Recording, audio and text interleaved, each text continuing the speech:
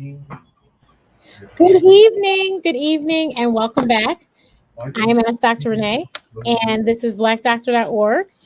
Tonight, well, first of all, I'm going to say, I always forget, everyone, please share and also let us know where you're joining us from so that we can let us know where you're joining us from so we can, because we actually have people from all sorts of places all across the country today. We're representing 4 different cities today. So please let us know where you're joining from. Today's topic, in case you didn't see, we are talking about National Black HIV AIDS Awareness Day, which is on Monday. So we have representatives from the AIDS Healthcare Foundation that are in Atlanta, Georgia, Florida, as well as in Ohio. So we are going to cover the bases, and we will talk about COVID as well as it pertains to that community. But please share the broadcast. We definitely need to keep the awareness about this epidemic going, even though we're in the middle of a pandemic. So please, please, please share the broadcast. You know that we are on Facebook, we're on YouTube, and we are also on LinkedIn. So share across your different platforms. And hopefully, if you have any questions, please feel free to type them in the chat, and I will do my best to get to them. But here we go. Thank you so much, everyone, for joining us this evening.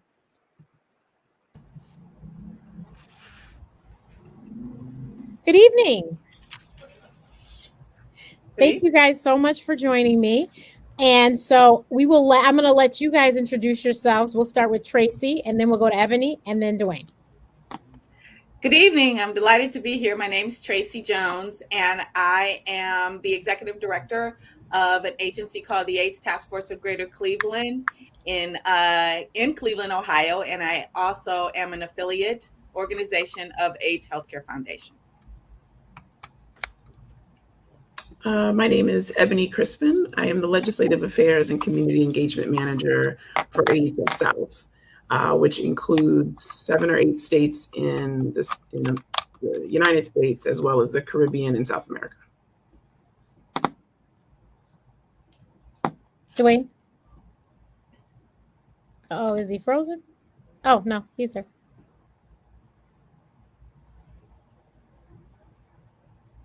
Uh-oh, Dwayne, I don't know. Do we have a bad connection? Oh, we lost him. Okay, that's okay. So you guys, Monday, as we said, is National HIV/AIDS Awareness Day. First of all, when did we start celebrating this? I don't care who takes it. One of you? I think it was I want to say maybe 20 years ago. Okay. Awesome. So I know that we have made strides, huge strides with HIV and AIDS. And so can you talk about some of the progress that we have made? That is, because we want to be on a positive light too. Absolutely. I'll start off and Ebony can chime in. One of the things that has been most beneficial is for a lot of folks living with HIV and AIDS, their regimens are down to 1 pill a day. And now we are on the precipice of really being able to push the agenda forward on things like an injection that you can take once a month. That's already available, and potentially being able to, get us to a point where you can do it every 6 months or maybe once a year. Learning to live with HIV in a much more user-friendly light. So I'll stop there. Ebony? Can you hear me okay? Yes. I don't know that I would add anything to what Tracy has shared. I think in some ways we still are up against stigma. And I sometimes hesitate using that word because stigma can include people's religious beliefs, in their cultural makeup, how they were raised, who they were raised by, et cetera. And that's not always seen as a bad thing. And so sometimes I found in community, it's difficult to talk about stigma sometimes without demeaning people in their upbringing. But I think we've progressed to a certain extent because we can talk about this a little more widely, certainly than we could 40 years ago, 30 years ago. But I think that there's also an uphill battle when it comes to getting people to look at their healthcare needs across the board, but certainly when we talk about HIV and AIDS. Definitely. And Dwayne, please introduce yourself. I apologize for that. My name is It's Dwayne okay. Ford. I am the Director of Prevention Services here at AIDS Atlanta in Atlanta, Georgia. AIDS Atlanta is also an affiliate of AIDS Healthcare Foundation. Perfect. So, Tracy, the obviously, and we knew this for years now, HIV really affects Black women.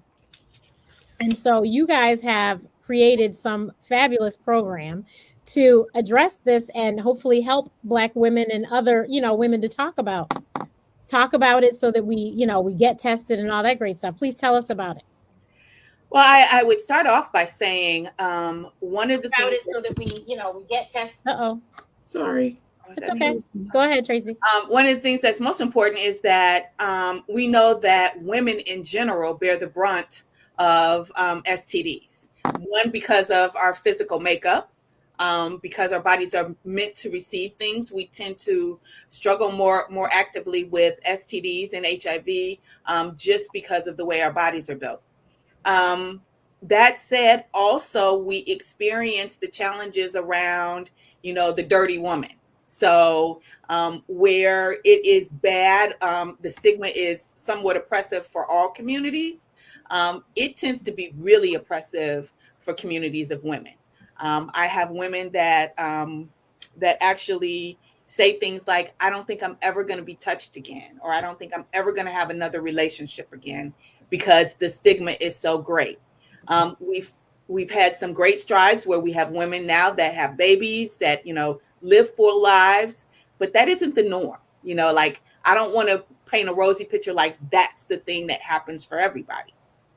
That said, one of the things that I know has been great is that we as Black women have been able to come together to have discussions and to talk about best practice and to talk about how to navigate those challenges. And we actually have, thanks to our affinity group, which is called BLACC, BLACC, which is a group that is formed within AIDS Healthcare Foundation that really looks at the issues around HIV and Black people. We've been able to organize an event that's happening in conjunction with the All-Star Weekend in a few weeks with Cookie Johnson and with Aaron, who is a fantastic interviewer, and myself and a AIDS activist. We're all going to get together and really talk turkey about the issues that still face Black women even today.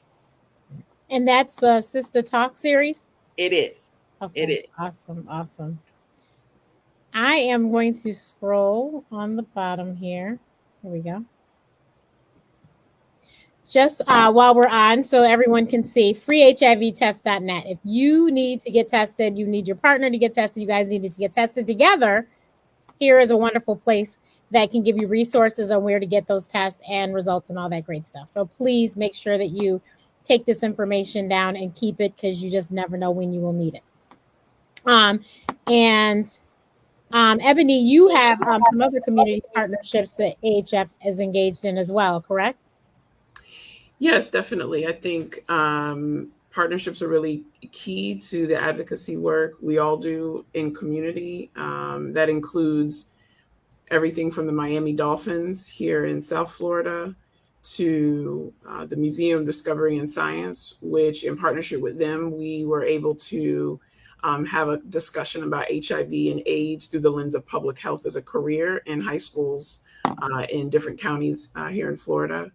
And that's just to name a few. Our work is important. Us being on tonight with you means that we can have deeper conversations and at least plant a seed so that people are a bit more thoughtful about who they talk to their partners, how they talk to their partners, even if it's a healthcare provider that they go to separate from AHF. We want to make sure that people are at least thinking about having this dialogue with their partner or partners. Yes. And I think that people, I think because it hasn't been on the forefront and not in the front of everyone's minds like COVID has, we cannot forget that, especially now that people can get back out again, you need to have safe sex and you need to know your status. That is the most important thing. If you don't learn anything tonight, please make sure you know your status and freehivtest.net. You can do that jointly together so that you know that he or she is not telling a lie. You guys do it together, you can see the truth. The truth shall set you free.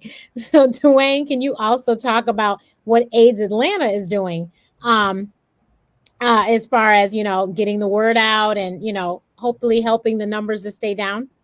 Right. Thank you for that, Dr. Renee. So, Aid Atlanta pretty much has a very great advantage to where we're situated, because in Georgia, there are 4 counties that represent the counties in Georgia that are where incidents are highest. So there's Cobb County, there's Fulton County, DeKalb, and then there's Gwinnett. So we're right on the crux of all of that, where we're centrally located. And what we see primarily is our infection rate is gay Black men, or men who have sex with men. And in order for us to try to mitigate that or reduce the infection rate, we have outreach programs aimed at that particular target population. So we have a group called Men Engagement Network, MEN. And what this network does is it galvanizes around gay Black men for other reasons outside of just HIV health, and to try to just form a brotherhood with them, a support system for essential support services. And in that case, what it shows is that we see those people interacting together, talking about what they see in their communities, expressing what they need in their communities, and sharing resources. And then that helps us to get people to come in for testing, to know their status, to get them connected to PrEP services if it's risk reduction, to get them connected to HIV medical care if they're currently living with HIV. So our outreach initiatives are pretty much to try to remove the barriers of things that prevent people from getting into care, particularly prevention care. And so we try to approach it with a status neutral mindset. So if individuals come in, we know that there's a direction we can send them here. So Yeah, and now we all know stigma plays such a huge part in the Black community, the gay community. It's huge. Yeah, but especially with HIV. Yeah. All right. So as we all know, now we're dealing with a pandemic within an epidemic, and so it shows that people would gladly say, or not gladly say, but they would tell people, I tested positive for COVID, and there's no social repercussions from that.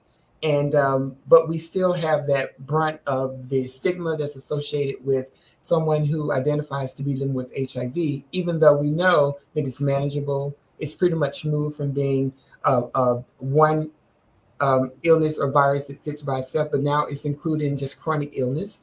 And so what we're trying to do is normalize that. And the only way we're ever going to do that is to make sure that we continue to push forward and incorporate that into other comorbidities. So having partnerships with people that do other health screenings like diabetes or cancer or hypertension, and then HIV included instead of sticking out, that's how we're going to kind of help take that stigma away. Now, I don't know if any of you know this, because I actually can't recall, but is there, if you go to the doctor, can you ask for an HIV test? And is the insurance going to cover it, or is it something we have to pay extra out of pocket? Do you guys know? Our experience is we get people where they say that their primary care physician has referred them to us. Oh, for HIV testing or for STI screening services. So I don't know if it's just that the insurance won't cover it, or if they just don't have the right culture of people to kind of like express or educate individuals about the importance of HIV, or if it's even included in a physical exam. That's our experience, is what I'm seeing in our office. Okay. We're pretty lucky in Cleveland, Ohio, that people tend to be able to get their HIV test where, pretty much wherever they would like to. But the thing that becomes interesting is a lot of people will test at the emergency room. That's usually the first point of contact. And so then we are reliant on that emergency room to make sure that that person gets funneled to some place where they can, get the care that they need. Right. But there are the instances where especially with women have asked for an HIV test, asked their primary care doctor for an HIV test, and they've received reticence up to and including things like, well, do you think you need one? Is there something that makes you think you need one? And especially if you tend to be a woman who is in, a more seasoned part of her life, like some of us on the line, well, of course you stopped having sex like 40 years ago. So why would you need an HIV test? So it's one of those where we're trying to normalize that people have very active sex life well into their 60s, 70s, and 80s. And it is more important that they get an HIV test because there is the reticence around, I never had to use a condom with my ex-husband or my husband before he died. I don't like them things. Or conversely, it is, well, he won't use them. So, I said, okay. But those things are really problematic when you start to think about the tissues get very thin in the walls of the vagina for older women. So they're much more susceptible to STDs and HIV. So we want to talk to our moms and our grannies and our aunties when they are getting back out there, when you encouraging them to swipe left and swipe right, you also need to have that conversation about HIV and AIDS. Yes. And I mean, in case anyone didn't know, there is a large population of our old folks' homes that are spreading STDs back and forth and up and down the hallway and all around. And you can ask anybody who takes care of geriatric patients. That is something that is serious because, like she said, those people in the nursing homes weren't necessarily the out when we were talking about all the songs with BBD, and all the other groups talking about put a hat on it, Jim, all they weren't, that wasn't their era. So they didn't grow up with condom usage really being a huge thing. So you're correct. You definitely need to have that conversation if you're going to encourage them to get on the dating apps, or when they move into the place and so at such and such table was by themselves, and you encourage them to sit with them, then you need to encourage them to be safe and to make sure that they're being tested. There are a lot of things as women, we get older, we no longer have to be tested for regularly, but if you are going to be, sexually active, and yes, you are 70 plus, then you do need to be tested for STDs and HIV, just to be on the safe side. So, and like you said, and we've said already many times, you can now live very fruitful life with an HIV status of positive, but if you don't know you have it, you lessen your chance of living that fruitful life. So it's more important that you know, and you can, you don't, it's not like a cancer diagnosis that you're going to have treatments that are going to, wear you down or something. Not necessarily. So Right. definitely you want to know your status. So this is the 35th anniversary of AHF and the 40th anniversary of AIDS Atlanta. Correct. So what work do we still need to do as, with your organizations to move into the next chapter of your work? Well, I represent Atlanta, and it is Right. 40 years. So, what we were hopeful for is that by now we would be out of business. Right. Unfortunately, what I've seen in the 16 years that I've been here, I've just seen the increase of more infections, targeted populations. And so the work is still there. There's still stigma that we have to just find some kind of way to tackle. It's been there since its inception. So we have to find a way to get more people to want to know their status. And what we're also indicating and showing is that more people are accessing medical care as required, but it's the prescription care where the virus suppression isn't happening. Mm-hmm. So people are going to the doctor and maybe they're getting a prescription, but we're trying to figure out, why isn't the medicine getting inside your body? I mean, what is that conversation? What does that need to look like? And so in 40 years, we're thinking, we still, just last year, and these numbers are pretty much just finalizing from 2021, we identified over 200 people to be living with HIV still. And that's just through, people walking in for screening services and finding out their status. And we're figuring out what that means is that the virus suppression isn't happening. Mm-hmm. Mm-hmm. I have in the community where we see the majority of 85 to 90% of the infections that we see are within a target population. And as with any infection, it's communal. So if you're in a polarized environment, polarized community, anything that happens in that community, you are susceptible to it. So it isn't so much as that people are more promiscuous or that condom usage isn't there.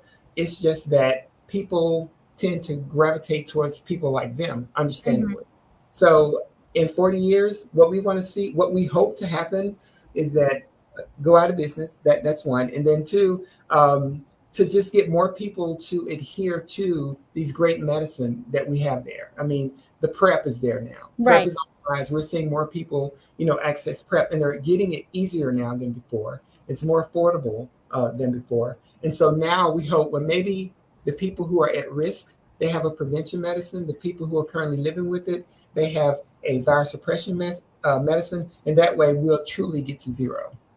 Yeah. And I think if you haven't seen before, we've talked about Black Doctor before, PrEP, there is actual medication you can take if your partner is HIV positive that will hopefully prevent you from getting HIV.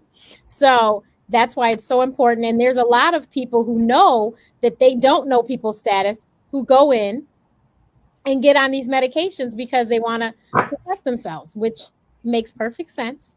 So, so make sure that, if you have to have this talk with your children or your godchildren, nieces, nephews, whatever, make sure that they understand that the commercials on TV, I will tell you, and I've said it before, were slightly confusing before I actually knew what was going on. And I'm a doctor. And I was like, but what? What?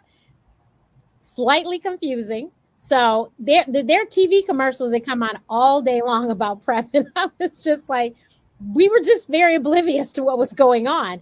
So it's a conversation that easily could be had over the dinner table because the commercials come on all the time. So please make sure that you guys talk about that and get that. I did want to just share quickly that here in the state of Florida, the Department of Health suggests that at least in 2020, that around 20 to 25% of people living with HIV were out of care. And so I think it's important to, not necessarily scare people. However, my mom always said, fear God works. So I think in this case, we have to remember that there may be thousands of people that are out of care. And if they are not protecting themselves and you're not protecting yourself, then that means that we are continuing to perpetuate this disease that, to Dwayne's point, would prevent us from being out of a job. And I think it's very meaningful, purposeful work if that's our goal. And we need people in community to recognize that when they are engaging with their partner or partners. Yeah, you definitely need to. And I know that the numbers in Chicago, I remember maybe this was about 10 years ago, it was like high schoolers. And I mean, every time that they did testing, events, it was all these young kids. I was like, oh my goodness gracious. But so I know that HIV has been affecting even, yes, we have to worry about the older people, but the younger people too. And to me, it seems like, especially at 45, it seems like they should know better. Well, it's kind of interesting. I did some research a couple years ago, and one thing we know overall is that the onset of sexual activity has moved, and so the onset is later, but the challenge around the onset being later is that there isn't as much vetting, if you will. Netflix and chill is a real thing.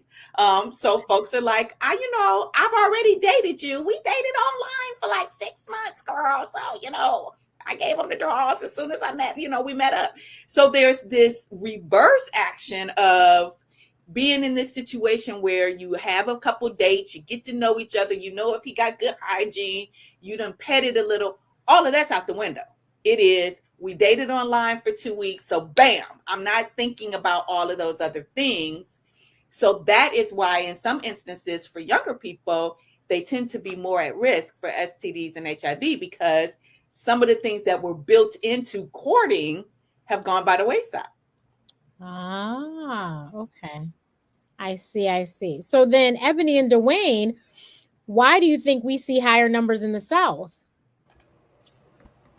Well, I have two reasons that I feel are from what I'm seeing. I believe that those numbers are higher in the South due to maybe political leadership. If we have the access for medical care.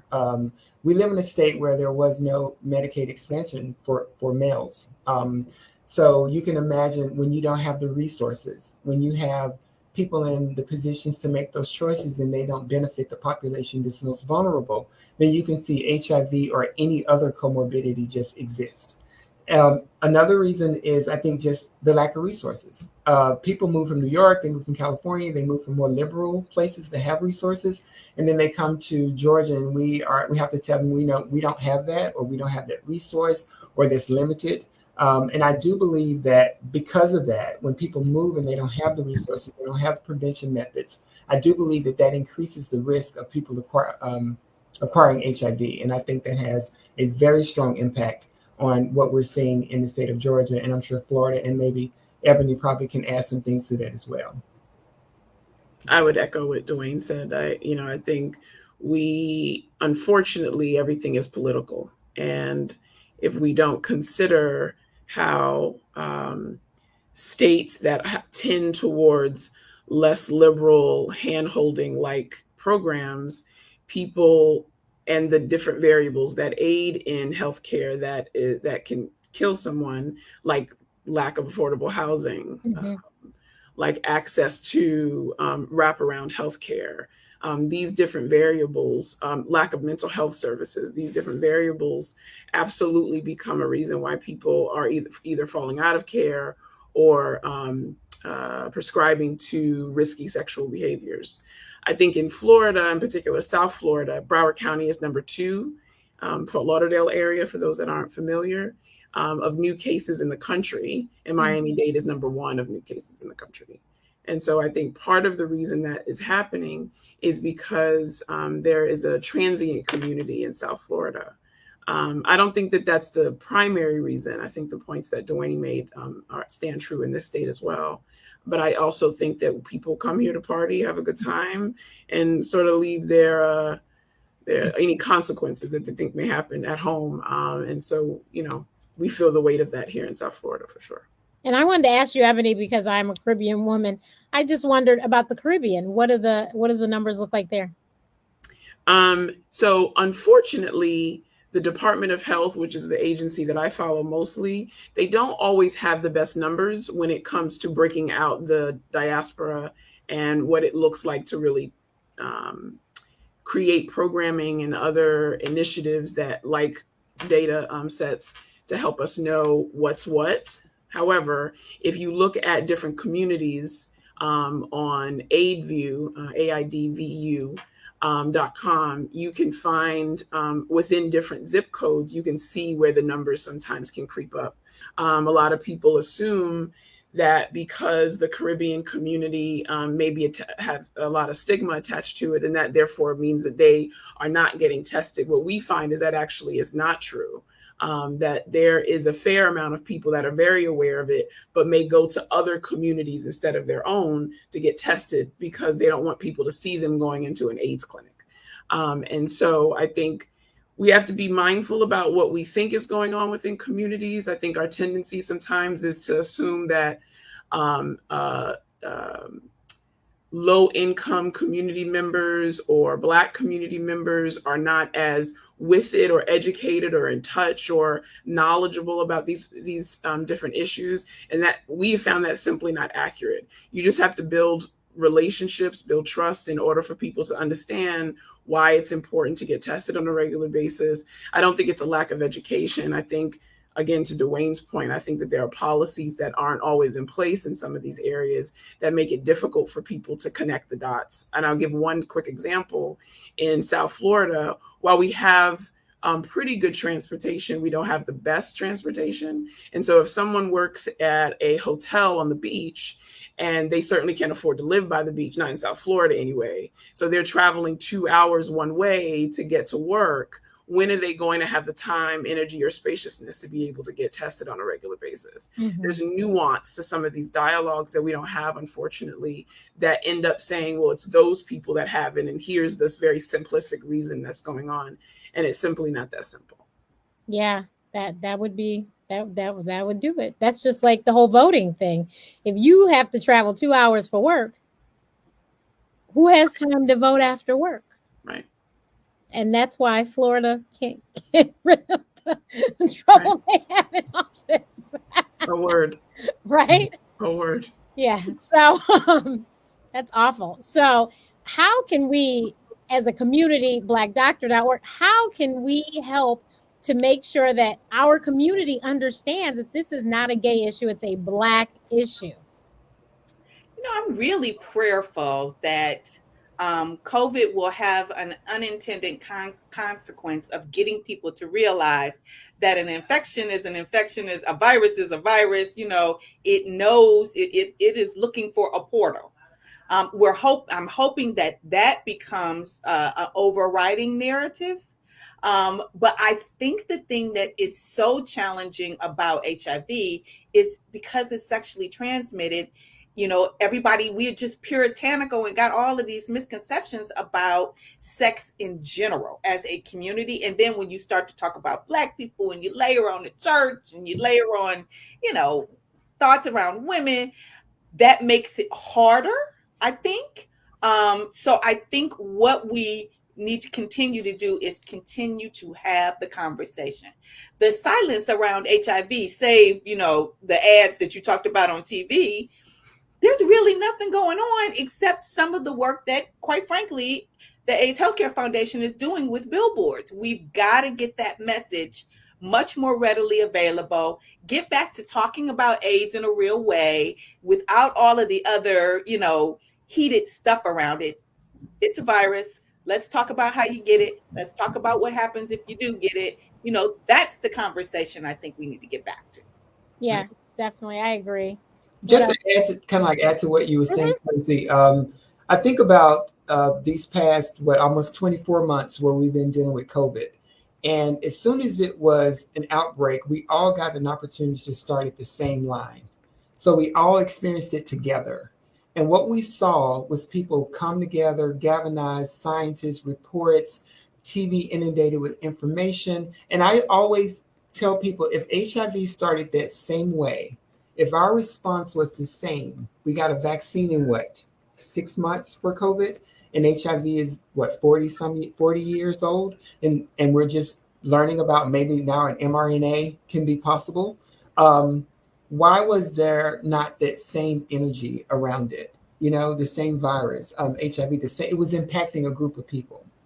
The same. That's why it was impacting a certain group of people.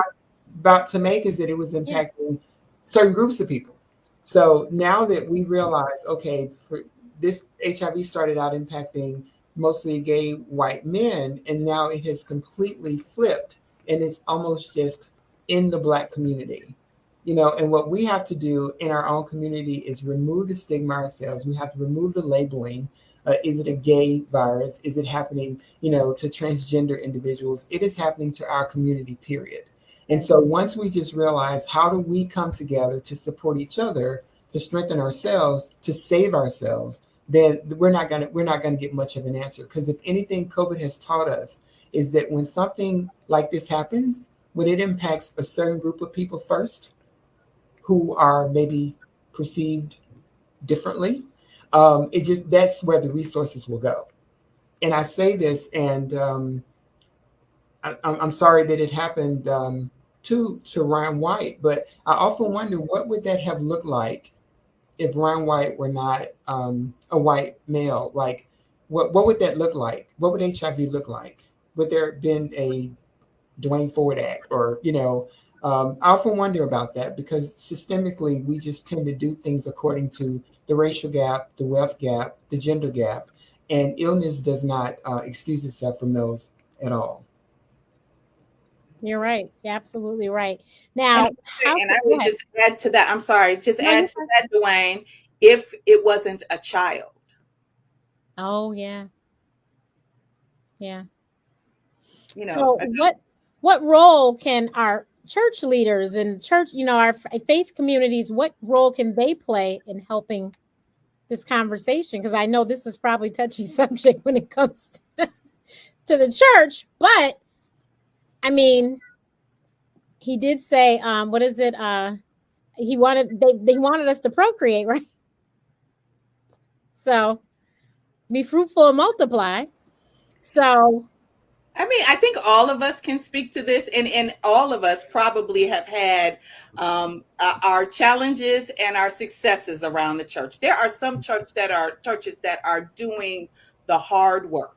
They just really are. Even when they bump into things, they still would like, let us work through it. I've had some wonderful instances where I've had faith leaders that have gotten tested and been an example for their congregations. But then there are also the ones that we just struggle around. Yeah. It's one of those things where I know, I have been in this work since the early 80s, and it is exhausting, especially when you feel like you're still battling something that we should be past. Exactly. But everybody comes in at their own time and space, and we just have to keep going, keeping on, and making sure that we educate whoever's in front of us, because that leader may be the only person a young person connects with. So, yeah. Yeah, I agree with you there. I think about, different platforms and different institutions. But one thing that's a continuity between going to church, or rather going to science or versus faith or religion, is that education should be the nucleus of whatever. So if you teach what you need to teach to whomever, that will always remove the ignorance. And supposedly, we know that when people know better, they do better. I mean, that's the saying. So you want to believe that, but then a lot of stigma gets perpetuated in situations. People may have position power. People may have the authority to decide what can be disseminated within their organizations, whether it's faith-based or otherwise. And so that's kind of like politicizing too, in a way. And what we need to do is find a way to work with individuals to educate them. And that's what I'm always hopeful for. Can we all sit at the table? Can we all sit at the table? And no matter how many times you get a no, I'm like Bruno Mars, I'm gonna leave the door open. So if you want to come in and we can sit down and talk about what needs to be talked about, then it doesn't matter what the belief system is. We want to just try to save our lives. Perfect. So the one last piece, I don't know how I could forget the college kids. So how are the HBCUs helping to get this word out and keep the messaging going? Well, I know we have a really good relationship with our HBCUs here. For the years that I've been working in prevention, we've always been able to be a part of their integrated health plan. So what we do is we set up tents, we set up relationships so that we can say, hey, we'll be on your campus every Tuesday. If it turns out we need to be there more than once a week, let us know. And we've had pretty much some good success with identifying people who are either at risk or people who were living with HIV that did not know that. So in either case, we can connect you to PrEP, we can connect you to HIV care. So those kind of relationships are very important, because we know that, HIV, people are being diagnosed younger. They're being diagnosed younger. So it's very imperative that we have a strong presence there. And then we also want to realize, how do we work together as a community? We don't just have to be here to do HIV testing. What is it that we can do that supports what the university is offering to students? How can we show we are a network of community, in addition to the HIV or STI screening that we provide? But I think it's basically going out and forming those great external communications, those great external relationships. That's the only way we're going to get to the end of the epidemic within the HBCUs, as far as forging a great relationship.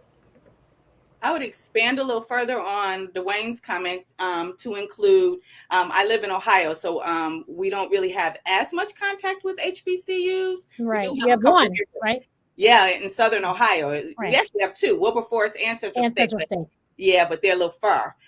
But we do work with, the Divine Nine and Greek letter organizations that are Links, 100 Black Men, all of that. absolutely that see this as a charge for them. And for a lot of these organizations, it really is in their mandate to do HIV education. So they're eager to work with us. Everybody on the screen, we all work with them.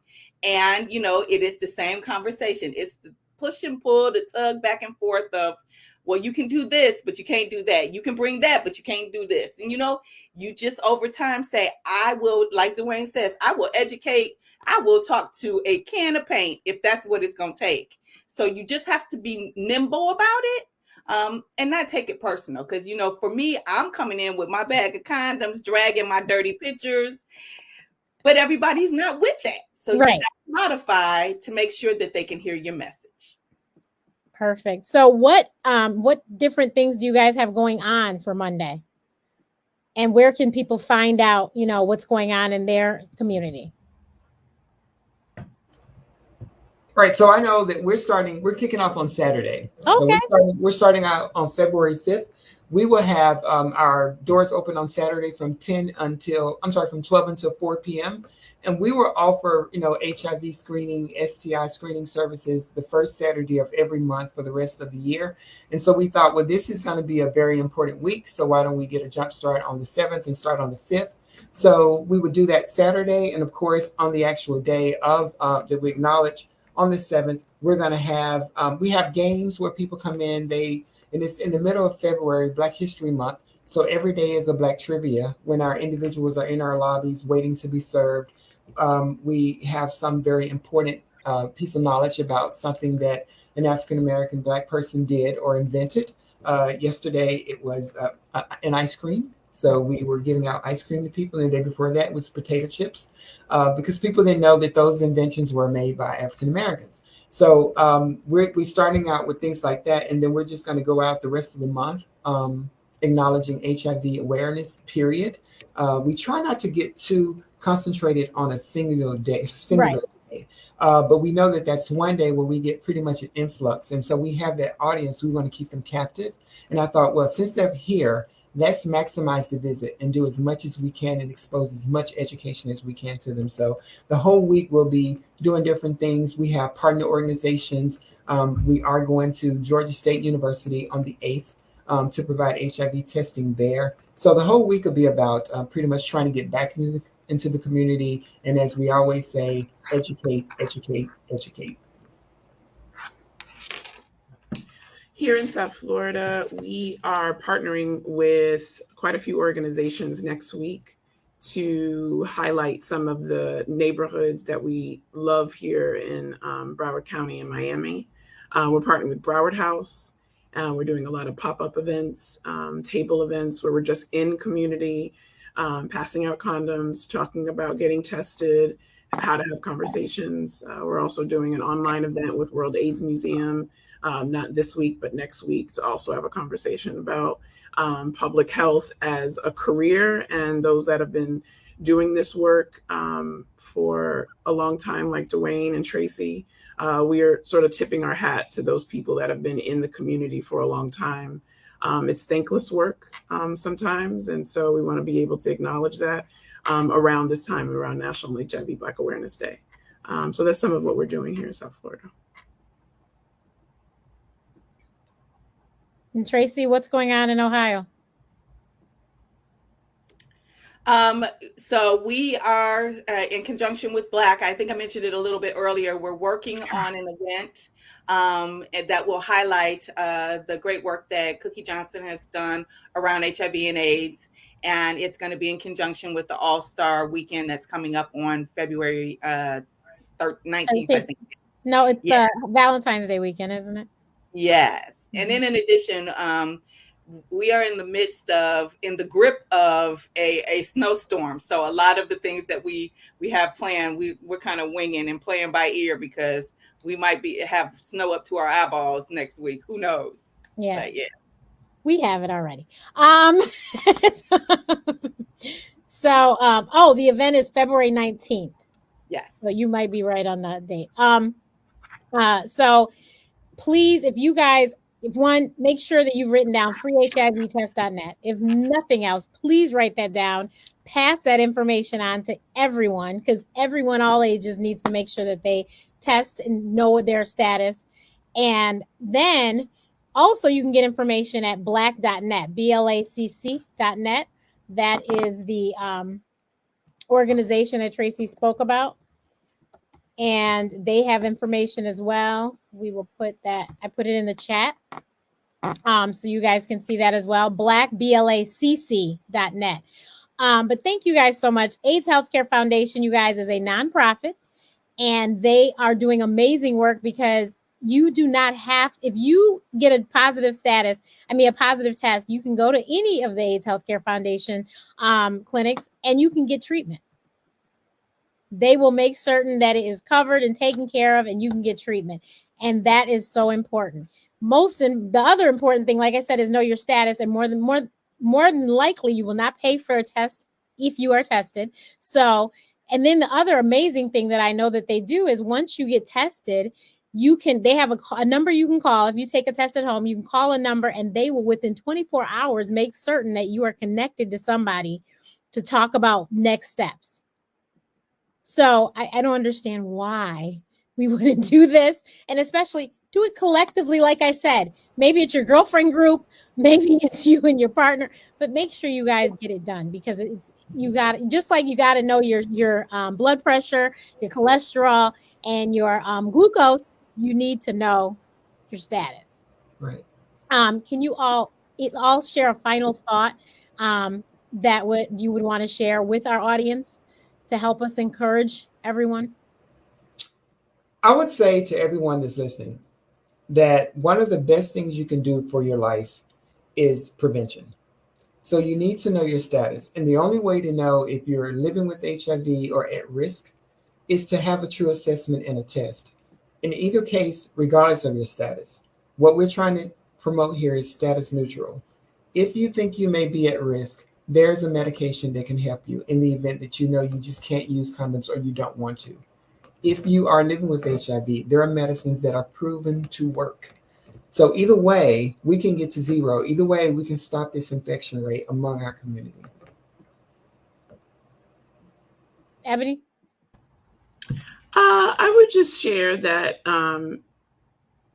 we have to really look as a community at the strengths that bring us together, that showcase who we are, where we've come from, where we're going.